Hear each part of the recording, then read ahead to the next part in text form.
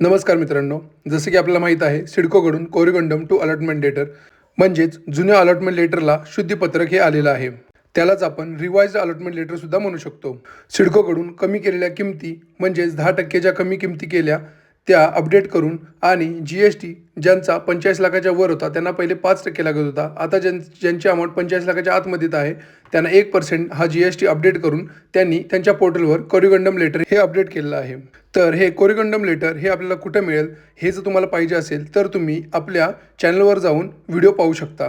कालच म्हणजे 18 फेब्रुवारी 2026 रोजी आपल्या चॅनलला आपण कोरिगंडम लेटर कसं डाउनलोड करायचं याची आपण स्टेप बाय स्टेप पूर्ण प्रोसेस पाहिलेली आहे. ते तुम्ही जाऊन पाहू शकता.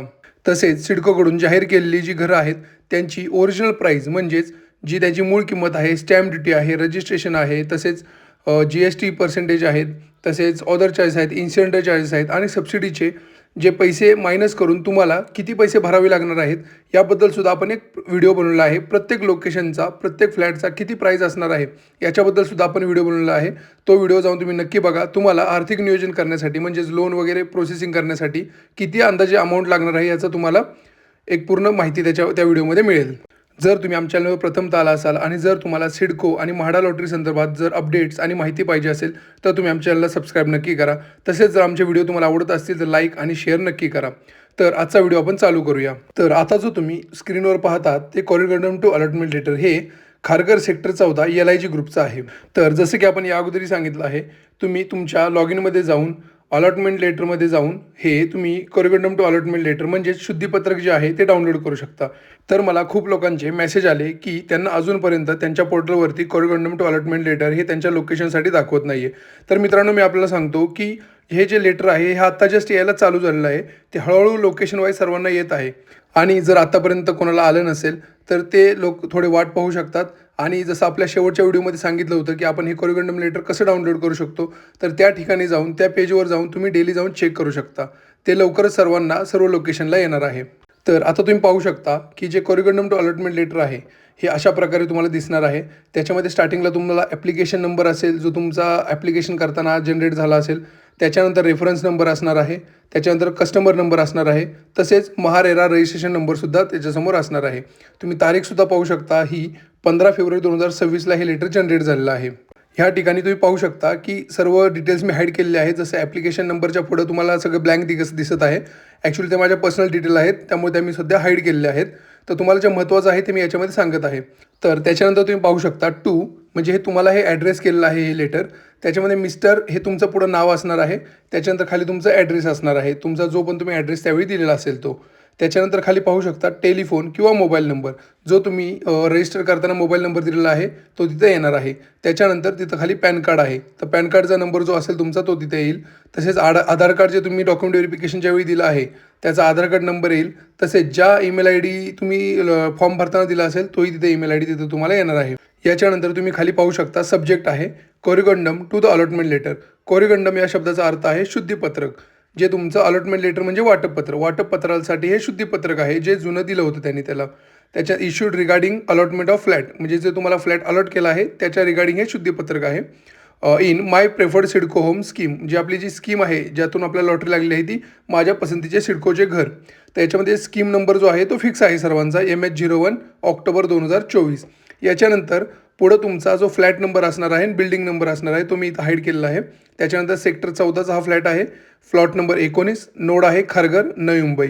तर असं पूर्ण तुमच्या सब्जेक्टमध्ये तुम्हाला डिटेल्स दिले जाईल की तुमचं कुठलं घर लागलेलं आहे, कोणत्या स्कीममधून लागलेलं आहे, कोणती बिल्डिंग आहे, कोणता फ्लॅट आहे तो. याच्यानंतर खाली पाहू शकता मी जो अर्ज केला होता तो LIG कॅटेगरीमधून आणि जनरल कॅटेगरीमधून केला होता.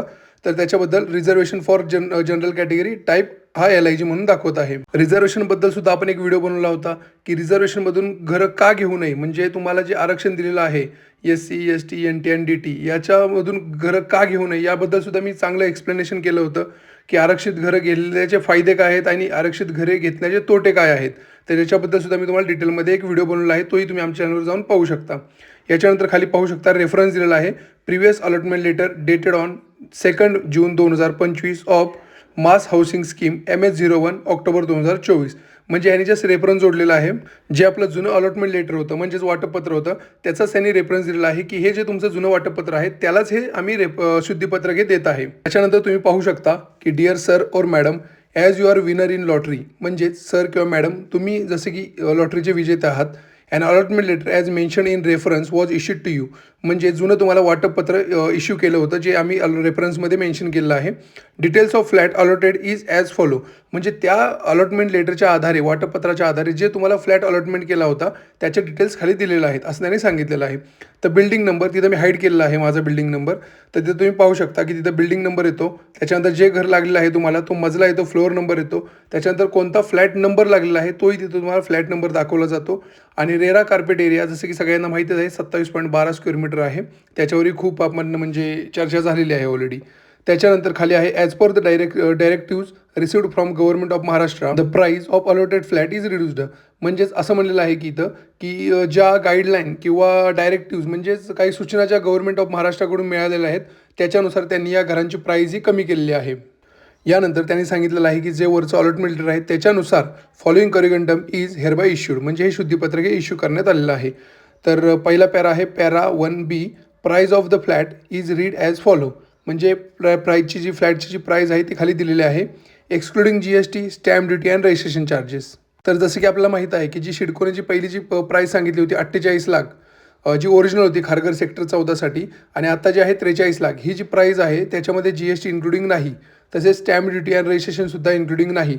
तर ते किती आहे, जर GST किती लागणार आहे, stamp duty and registration charges किती असणार आहेत, तर प्रत्येक लोकेशनचं स्टॅम्प ड्युटी रजिस्ट्रेशन GST सांगणार आहे की व्हिडिओ आपण आपल्या चॅनलवर अपलोड केलेला आहे, तोही तुम्ही जाऊन पाहू शकता, तुम्हाला त्याचा नक्कीच मदत होईल. तर याच्यानंतर पाहू शकता की जुनी जी सेल प्राईज होती ती 48,80,000च्या आसपास काहीतरी होती, पण ती आता 10% कमी झाल्यामुळे त्याच्यामध्ये 4,85,000 मायनस करून 43,58,758 रुपये ही रिवाइज्ड सेल प्राईज झालेली आहे. त्याच्यामध्ये इन्सिडेंटल चार्जेस आहेत ते लास्ट टाईमसुद्धा 10,998च होते आणि आताही तेवढंच आहे, त्याच्यामध्ये काही बदल झालेला नाही. तर हे दोन चार्जेस मिळून तुमची टोटल प्राईस होणार आहे ती होणार आहे आता खारघर सेक्टर 14साठी 43,69,756 रुपये. तसेच यानंतर तुम्ही पाहू शकता की जेव्हा आपण अर्ज करतो, जेव्हा आपण प्राधान्य देतो त्यावेळी आपण बुकिंग अमाऊंट भरतो जी की 1.5 लाख रुपये होती, आणि त्याच्यानंतर जी कन्फर्मेशन अमाऊंट होती ती 1.5 लाख होती. ही LIGसाठी आहे. EWSसाठी 75,000 होती. LIGच्या 1 BHKसाठी 1.5 लाख होती, आणि LIGच्या 2 BHKसाठी तीच अमाऊंट 2 लाख अशी होती. म्हणजे प्राधान्य निवड करताना 2 लाख रुपये आणि त्याच्यानंतर घर कन्फर्म करताना 2 लाख रुपये, असे टोटल आपल्याला 4 लाख रुपये इनिशियली भरावे लागतात. तर खारघर सेक्टर 14 या ठिकाणी जी सेल प्राईज राहणार आहे ती टोटल राहणार आहे 40,58,758 रुपये. याच्यामध्ये जे आपण 3 लाख रुपये भरलेले असतात प्राधान्य निवड करताना आणि कन्फर्मेशन अमाऊंट देताना, ते 3 लाख रुपये मायनस होतात, आणि त्याच्यानंतर जी सेल प्राईज होते ती 40,58,758 रुपये ही खारघरसाठी भरावी लागणार आहे. यानंतर para 1C, incidental charges as read as follow, म्हणजे जे इन्सिडेंटल चार्जेस आहेत 10,998 त्याचा त्यांनी तिथं खाली ब्रेकअप दिलेला आहे, आणि त्याची ड्यू डेट कधी आहे तीही त्यांनी दिलेली आहे. तर इथं पाहू शकता पहिलं आहे ZPWD. तर या ठिकाणी त्या हेडसाठी आपल्याला 1938 रुपये भरावे लागणार आहेत. त्याच्यामध्ये जी CGST आहे ती 0.5% आणि GST 0.5%, असे 1% आपल्याला 9 रुपये असे भरावे लागणार आहे. तर टोटल अमाऊंट आपल्याला ZPWDसाठी 1,957.38 रुपये भरावे लागणार आहेत. आणि त्याची जी ड्यू डेट आहे ती 26 ऑगस्ट 2026 आहे. तसेच ZWCC ही जी अमाऊंट होती ती 3,380 रुपये होती.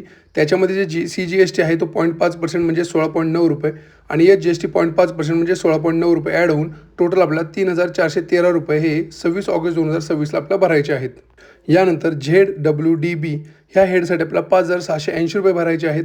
त्याच्यामध्ये CGST 28.4 आणि GST 28.4 असं आपल्याला भरायचं आहे. टोटल 5,736.8 रुपये आपल्याला 26 ऑगस्ट 2026 म्हणजे ही आमची पोझिशन डेट आहे त्यावेळी आम्हाला भरायचे आहेत. तर हा जो संपूर्ण ब्रेकअप होता तो इन्सिडेंटल चार्जेसचाच ब्रेकअप होता 10,998 रुपये. याच्यामध्ये महत्त्वाची बाब सांगायची म्हणजे जी याच्या अगोदर जी खारघर सेक्टर 14ची जी फ्लॅटची जी प्राईज होती ती 48 लाख रुपये होती. त्यामुळं या ठिकाणी 5% GST होती, परंतु आता 45 लाखाच्या आतमध्ये आलेली आहे, म्हणजेच 43 लाख ही अमाऊंट झाल्यामुळं या ठिकाणी ही जी 5% अमाऊंट न राहता ती GSTची आता फक्त 1% अमाऊंट भरावी लागणार आहे. आणि त्यानुसार इथं त्यांनी चेंजेससुद्धा केलेले आहे. या ठिकाणी पहिले 5% GST होतं, 2.5% आणि 2.5%, परंतु आता तेच त्यांनी 1% असं लावलेलं आहे. आता यामध्ये सुद्धा खूप साऱ्या लोकांच्या शंका आहेत की याच्या अगोदर जे आम्ही हप्ते भरलेले आहेत ते 5%ने भरलेले आहेत, तर त्या पैशाचं काय होणार. तर याबद्दल सुद्धा आपण एक सेपरेट व्हिडिओ बनवणार आहे आणि त्याच्यामध्ये पूर्ण डिटेलमध्ये सांगणार आहे की त्याचा मार्ग काय निघणार आहे आणि त्याचं आपल्याला कसा फायदा होणार आहे तेही मी तुम्हाला सांगणार आहे.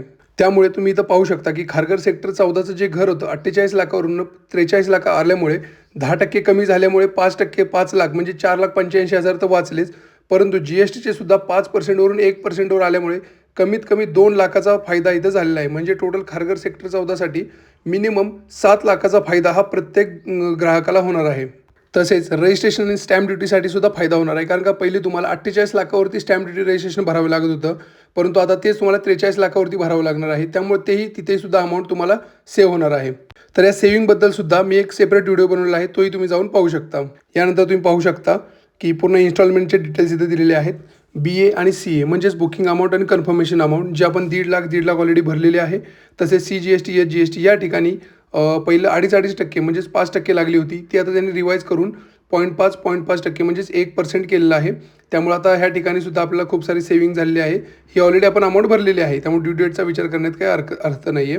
याच्यानंतर आपण पाहू शकतो की आपलं जे अमाऊंट होती बॅलन्स ती आपल्याला बायर कंट्रीब्युशनच्या 6 टप्प्यांमध्ये आपल्याला भरायची होती. त्याच्यामध्ये बायर कंट्रीब्युशन 1, बायर कंट्रीब्युशन 2 असं त्यांनी 6मध्ये डिवाईड केलं होतं.